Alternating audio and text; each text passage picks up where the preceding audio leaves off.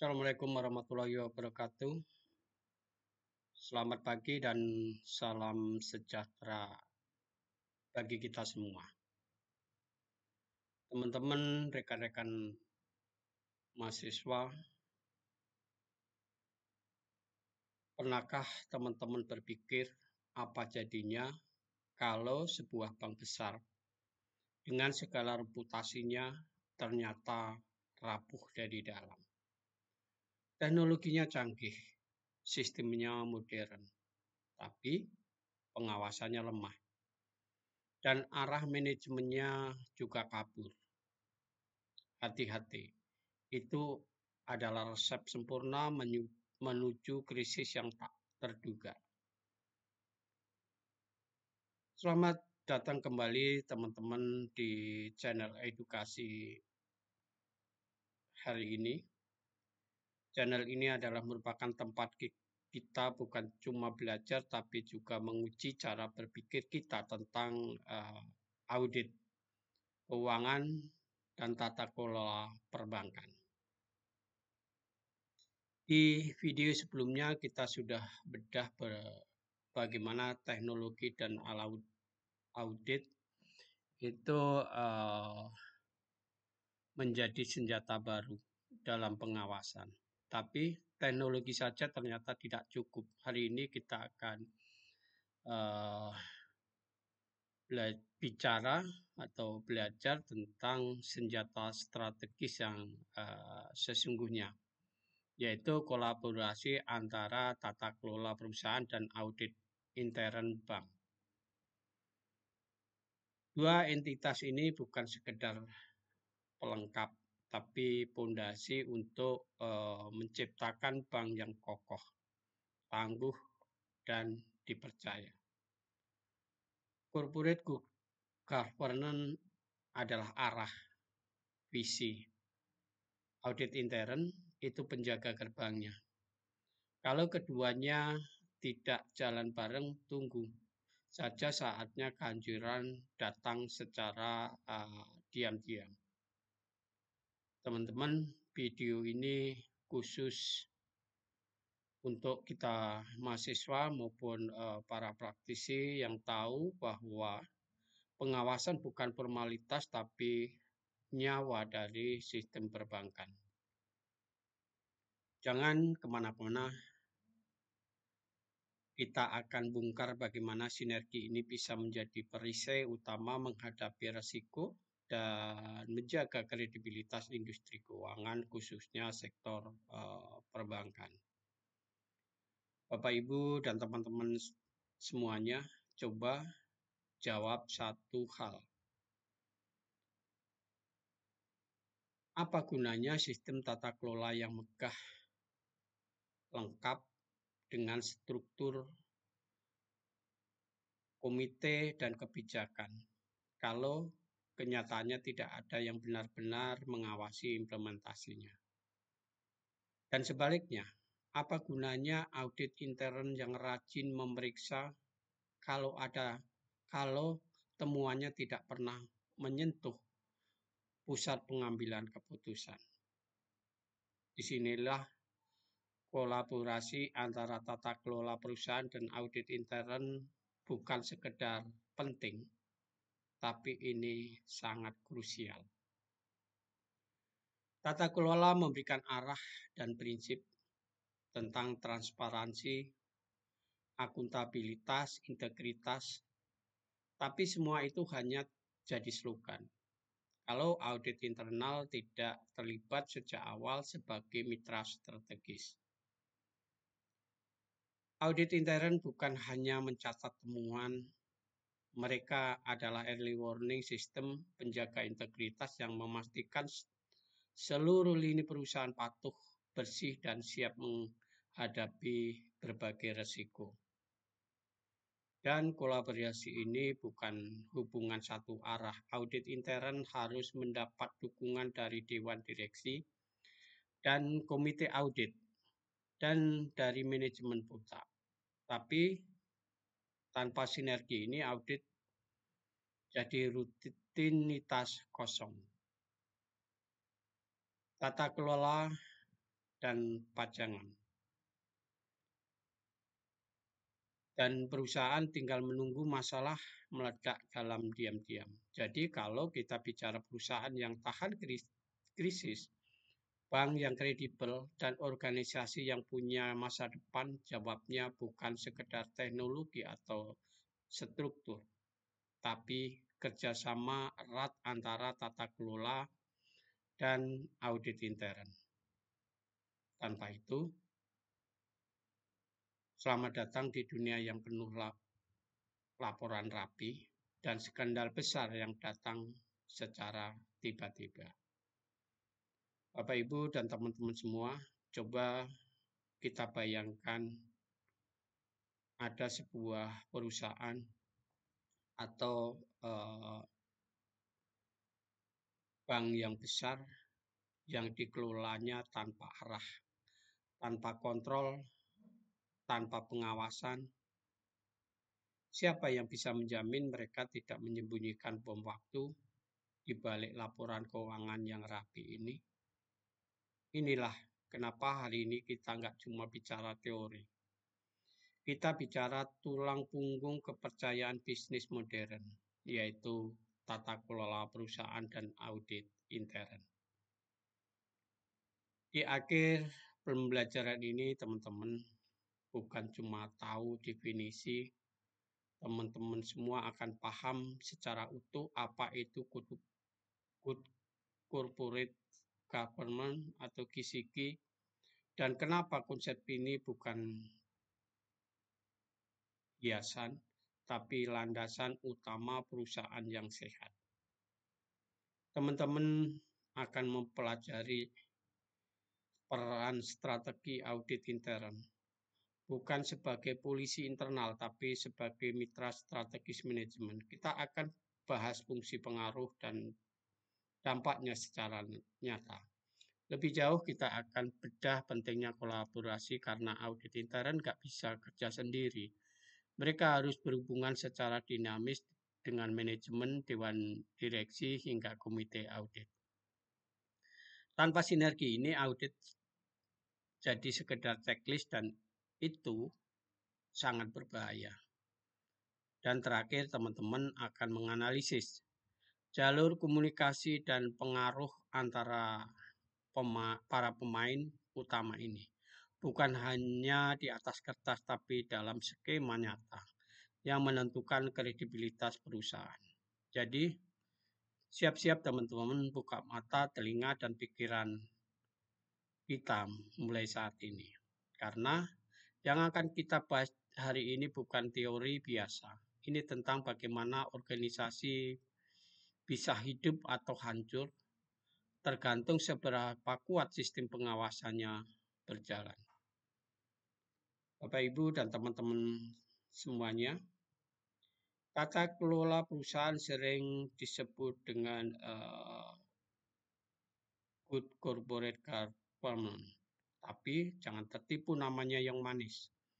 Tanpa implementasi yang nyata, GCG hanya jadi stempel kosong di atas kertas laporan tahunan. Mari kita bahas satu persatu, yaitu tentang transparansi. Semua orang bicara soal keterbukaan, tapi di balik sistem yang katanya terbuka seringkali masih banyak ruang gelap. Siapa yang menerangi itu? Audit intern. Mereka bukan sekedar pencari data, tapi juga penjaga informasi tidak disembunyikan demi kepentingan tertentu. Yang kedua, akuntabilitas.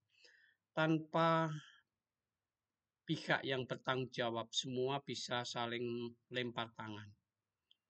Audit intern hadir untuk memastikan bahwa setiap keputusan punya jejak dan setiap kesalahan ada pertanggungjawabannya. Ini bukan sekedar audit angka, tapi audit perilaku. Selanjutnya adalah responsibilitas. Bank bukan cuma institusi bisnis, tapi pengelola kepercayaan publik.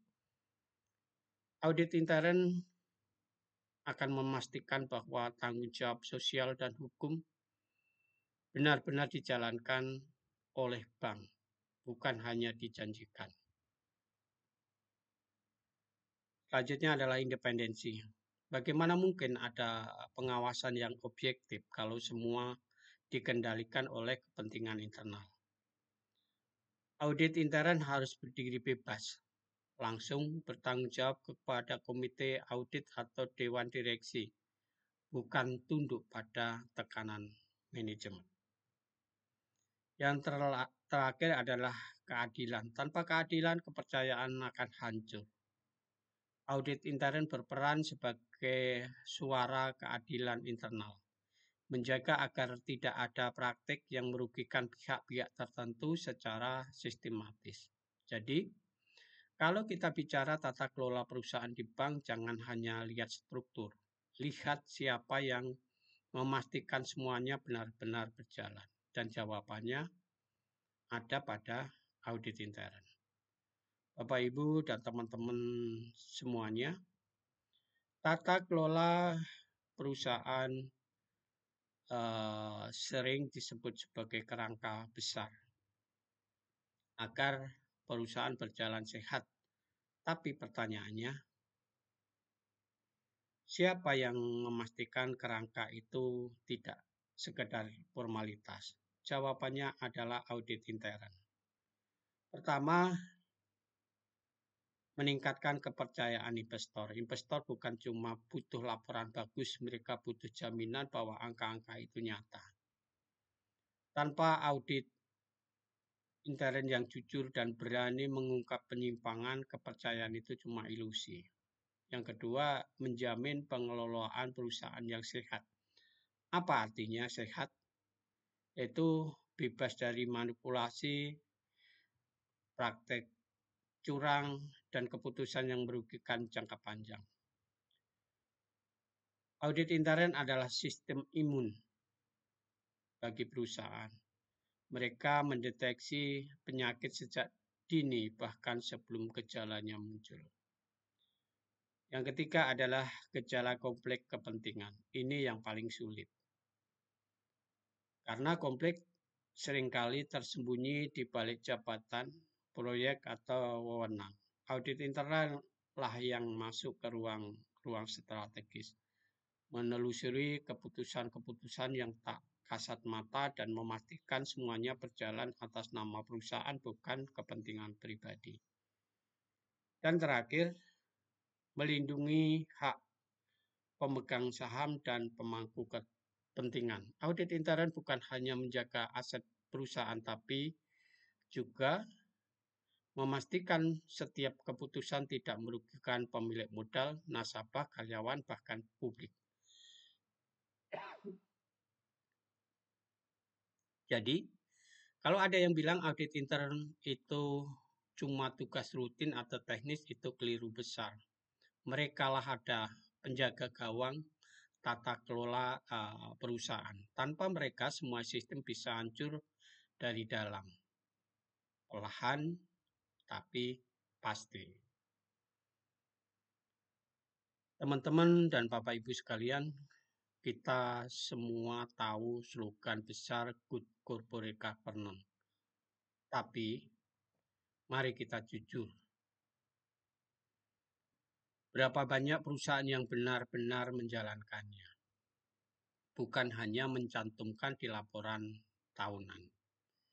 GCG punya 5 prinsip sakral, yaitu transparansi, akuntabilitas, responsibilitas, independensi, dan keadilan. Tapi tanpa audit intern, 5 prinsip itu cuma jadi kata-kata manis tanpa makna.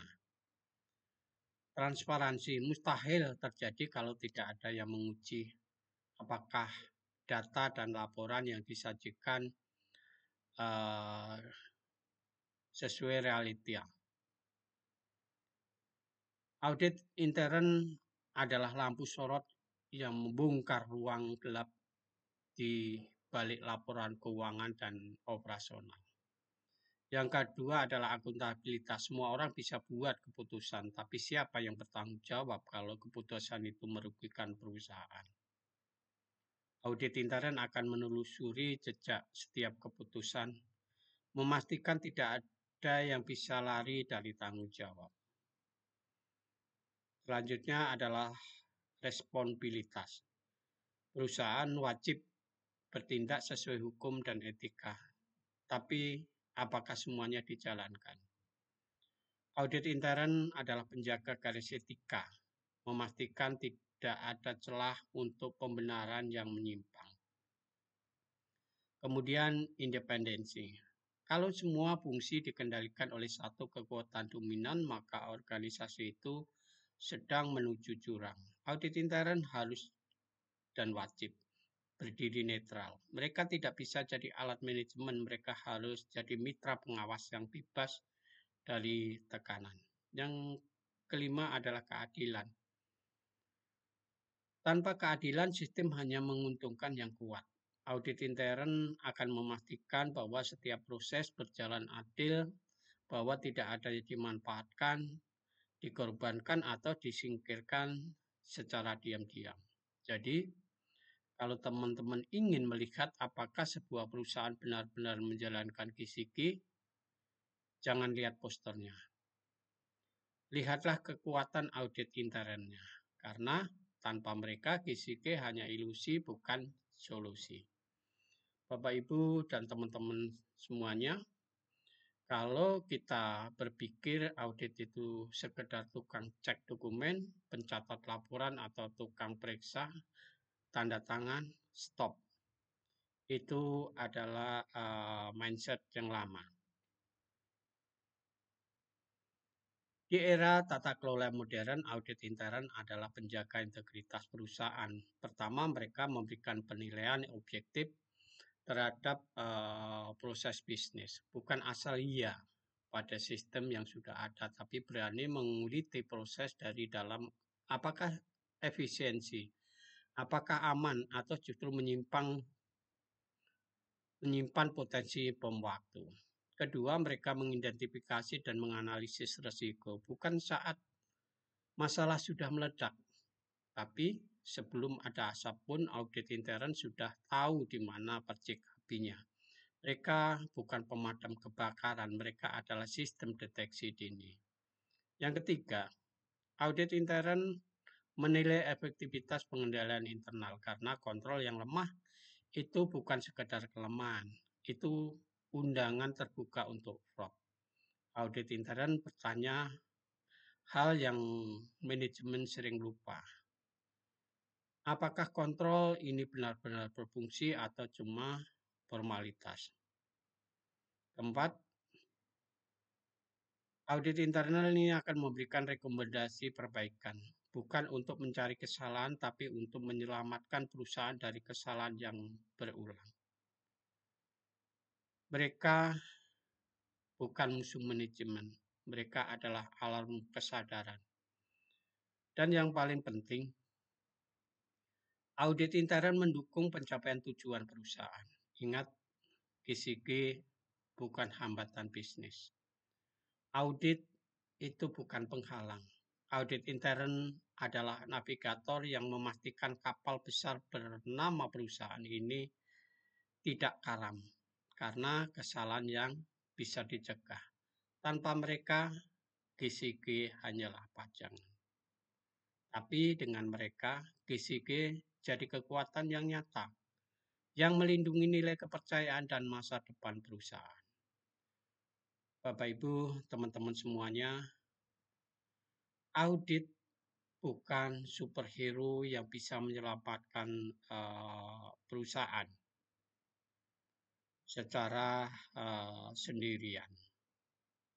Kalau mereka jalan sendiri, mereka akan kelelahan, kewalahan, bahkan bisa jadi tidak relevan.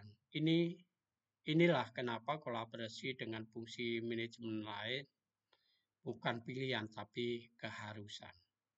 Bayangkan, manajemen risiko sedang sibuk memetakan ancaman pasar, komplain sibuk menjaga agar regulasi dipatuhi, Tim keuangan fokus pada laporan dan efisiensi. Operasional, mereka ada di medan perang setiap hari. Dan audit intern harus menyatukan dengan semuanya tanpa kehilangan independensinya. Audit intern harus masuk ke tengah-tengah pusaran ini bukan sebagai pengganggu, tapi sebagai penghubung. Mereka bekerja sama dengan manajemen risiko untuk menguji validitas pemetaan risiko, bekerja sama dengan compliance untuk memastikan regulasi tidak hanya ditaati secara formalitas, tapi benar-benar jadi budaya. Bekerja sama dengan keuangan, mereka juga pastikan angka yang disajikan adalah angka yang bisa dipercaya. Bekerja juga dengan operasi, mereka temukan titik-titik lemah di lapangan sebelum perubahan jadi bencana. Tujuannya bukan sekedar rapi-rapi administrasi, tapi untuk menghindari duplikasi kerja, kemudian menyelaraskan tujuan, dan yang paling penting memperkuat sistem pengendalian. Kolaborasi ini bukan tentang siapa yang hebat. Ini tentang bagaimana semua fungsi saling menopang agar perusahaan tidak jalan sendiri-sendiri. Tanpa itu, kontrol jadi tumpang tindih. Risiko tak terdeteksi, dan ketika masalah muncul, semua sibuk saling menyalahkan. Audit intern yang cerdas tahu satu hal. Kerja sendiri itu berbahaya, tapi kerjasama tanpa arah juga bisa mematikan. Jadi, mari kita bicara tentang kolaborasi strategis, bukan basa-basi birokrasi.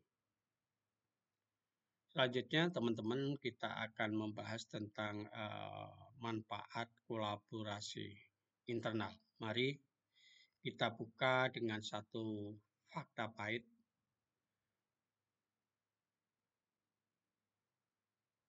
Audit intern yang bekerja sendirian itu akan gagal. Gagal memahami realita, gagal melihat risiko secara utuh, gagal memberi dampak nyata. Tapi ketika audit intern berkolaborasi secara internal dengan risiko keuangan, compliance, operasional, game-nya akan berubah total. Pertama, efisiensi dan efektivitas audit akan meningkat tajam. Kenapa? Karena audit tidak lagi meraba-raba, informasi sudah tersedia, insight lebih cepat, duplikasi pekerjaan bisa dihindari.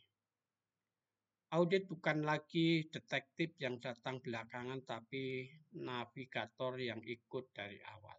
Kedua, risiko bisa diidentifikasi secara komprehensif, bukan hanya yang terlihat di permukaan, tapi juga yang tersembunyi di tumpukan data, proses, dan ego antar bagian. Kolaborasi membuat audit punya lensa 360 derajat, melihat apa yang selama ini luput. Yang ketiga, komunikasi antar departemen menjadi lebih baik karena audit bukan lagi ditakutin sebagai pencari kesalahan, tapi diposisikan sebagai mitra strategis. Audit bukan datang untuk menghakimi, tapi untuk menyatukan pemahaman dan memperbaiki arah. Dan terakhir, inilah yang paling krusial. Keputusan manajemen jadi lebih tajam, lebih cerdas, dan lebih berbasis data karena kolaborasi menghadirkan informasi lintas fungsi, bukan asumsi sepihak. Jadi kalau perusahaan masih melihat audit sebagai fungsi tertutup, diam di menara gading, selamat datang di dunia yang penuh blind spot ini. Tapi jika audit internal mulai terlibat aktif, bersinergi, dan bergerak bersama fungsi lain, itulah titik di mana audit bukan lagi sebagai pengamat pasif, tapi penggerak perubahan. Teman-teman semuanya, mari kita luruskan satu hal penting. Audit intern bukan kaki tangan manajemen. Bukan pelayan divisi, bukan pengikut agenda direktur operasional. Audit intern bertanggung jawab langsung kepada Dewan Direksi dan Komite Audit. Titik. Ya, jadi kita bertanggung jawab ke Dewan Direksi, biasanya Dirut dan Komite Audit. Kenapa? Karena hanya dengan begitu mereka bisa berdiri independen, tak tersandra kepentingan internal. Tapi ini bukan soal struktur pelaporan, ini soal keberanian menyuarakan kebenaran. Audit intern datang ke Dewan Direksi bukan membawa basa-basi, tapi membawa kenyataan. Laporan mereka bukan sekadar formalitas bulanan, tapi alarm dini yang bisa menyelamatkan perusahaan dari kerugian miliaran. Rekomendasi mereka bukan opini biasa, tapi hasil observasi tajam atas sistem, kepatuhan, dan lubang-lubang resiko yang tak terlihat. Dan jangan salah, peran audit intern di ruang direksi bukan untuk membuat nyaman, tapi untuk membuat sadar. Sadar bahwa resiko bukan hanya statistik. Sadar bahwa kepatuhan bukan cuma checklist. Sadar bahwa kesalahan kecil yang dibiarkan bisa jadi skandal besar yang menghancurkan reputasi. Jadi, ketika audit intern bicara di hadapan Dewan Direksi, itu bukan laporan, itu adalah peringatan. Dan ketika direksi mendengarkan dengan serius, itulah titik di mana tata kelola yang sehat benar-benar dimulai. Audit intern dan Dewan Direksi sama dengan daya tahan perusahaan jangka panjang. Tanpa hubungan ini,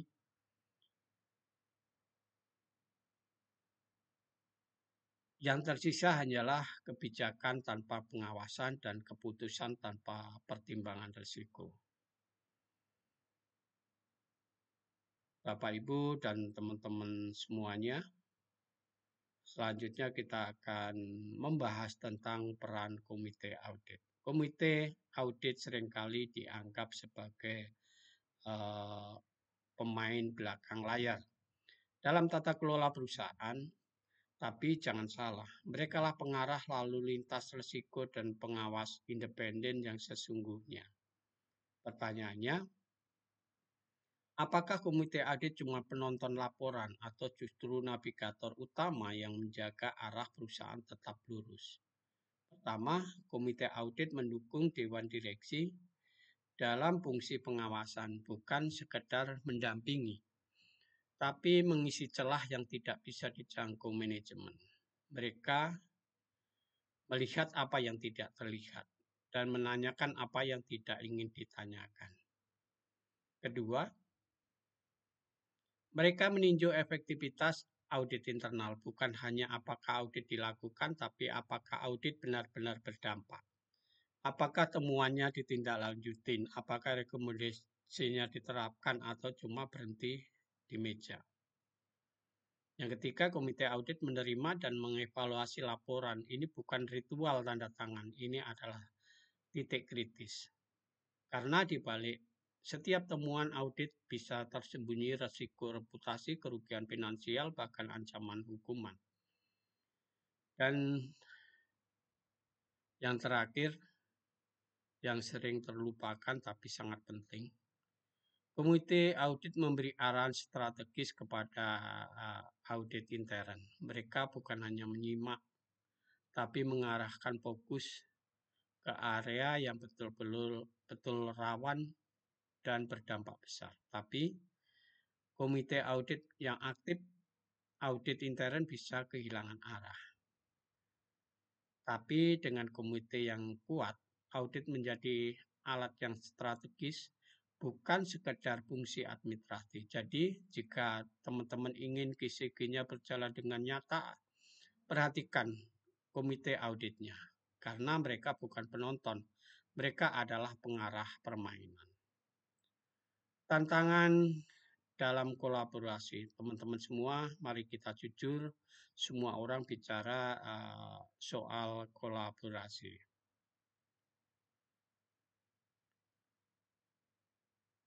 Tapi begitu duduk di ruang rapat, yang muncul justru kebingungan, diam-diaman, bahkan saling curiga. Apa yang salah? Pertama, ketidaksepahaman fungsi. Audit mikir komplain harus yang periksa regulasi. Komplain pikir audit terlalu ikut campur. Operasional merasa diawasi terus. Masalahnya, semua jalan sendiri-sendiri tanpa tahu siapa yang ngapain. Kedua, komunikasi yang minim bahkan nyaris nol. Bukan karena tak bisa bicara, tapi karena tidak pernah mau bicara. Rapat cuma formalitas, kolaborasi cuma slogan. Hasilnya, tumpang tindih kerja.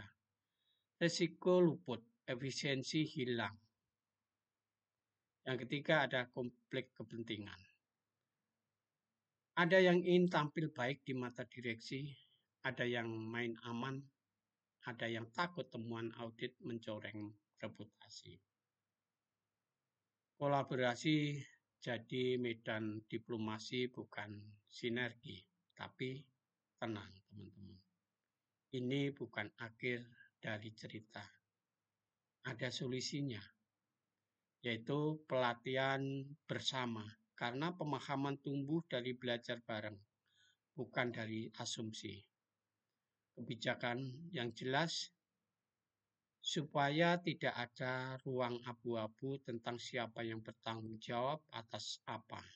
Dan yang paling penting, ini adalah forum koordinasi rutin.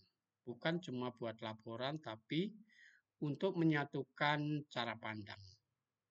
Karena kolaborasi sejati bukan soal aku kerjaanku, teman-teman kerjaanmu. Soal bagaimana kita menjaga perusahaan ini tetap berjalan dengan resiko terkelola dan tujuan bisa tercapai. Tanpa itu, kita bukan tim. Kita cuma kumpulan orang sibuk yang saling tidak paham.